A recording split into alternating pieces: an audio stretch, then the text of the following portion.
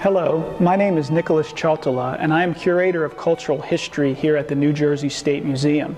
I am standing in our long-term core exhibition, Pretty Big Things, Stories of New Jersey History, which tells unknown stories of New Jersey from colonial times to the present day through some of the biggest artifacts in the collection.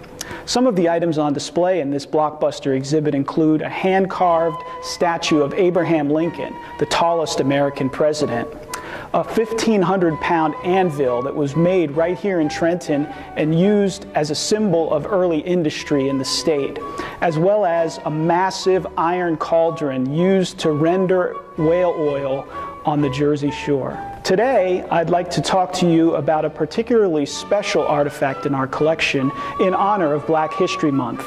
It's a tall case clock that tells the story of the first African-American clockmaker in the country.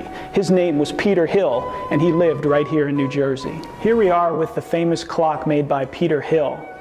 This clock may no longer tell time, but it does tell a very important story about New Jersey history. Peter Hill was born a slave in New Jersey. In 1794, he earned his freedom through a process called manumission. The papers are still on file at the Mount Holly County Courthouse. When Peter Hill was a slave, he worked for a family of clockmakers in New Jersey. Here we have some samples from the clockmaking family. On the left is a clock made by Isaac Pearson, the family patriarch. Isaac Pearson trained his son-in-law, Joseph Hollinshead. Joseph Hollinshead's clock is on the right. The son of Joseph Hollinshead was actually Peter Hill's master.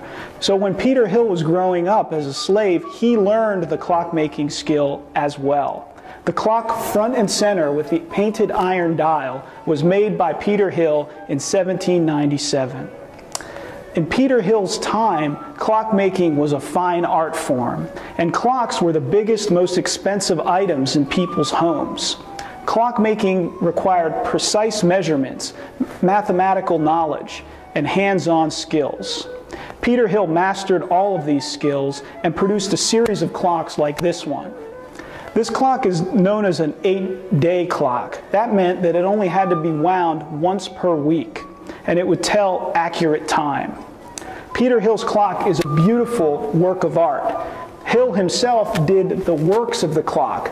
That included the mechanism that allowed time to be told, and then he hired somebody, a cabinet maker, who made this beautiful tulip wood case.